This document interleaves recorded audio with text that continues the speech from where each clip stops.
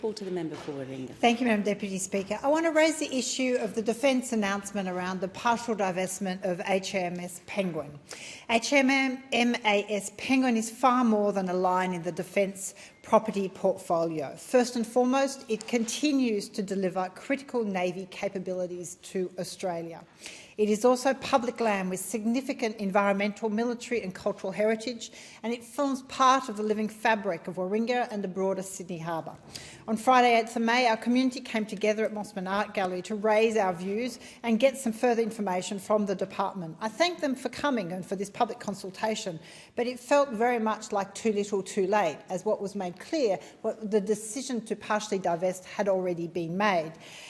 The question around this government's decision to partially divest the site and the use raises many concerns. There is a huge lack of clarity around what assessment has genuinely been done, the cost-benefit assessment that has been undertaken in relation to HMAS Penguin's existing defence capabilities. Now, some capabilities have been assessed as critical and are proposed to remain on the site. That includes the Navy clearance, diver training and underwater medicine unit. Now, others that have always been co-located in this site for a very good reason have been determined as not being critical and can be relocated.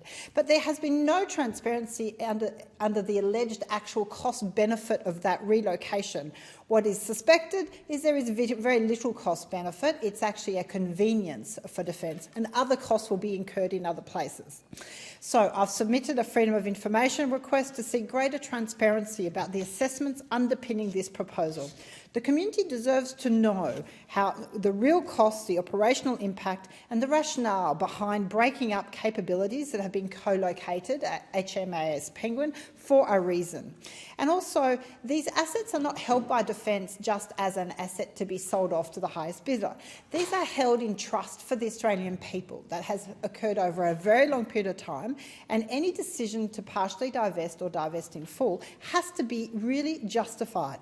Before any divestment proceeds, Defence and the government must clearly explain what capabilities are being retained, what is being moved, and what will in fact be the cost-benefit and the impact to those capabilities. Now, the site includes some bushland and Angostura forest that has not been utilised and not considered critical.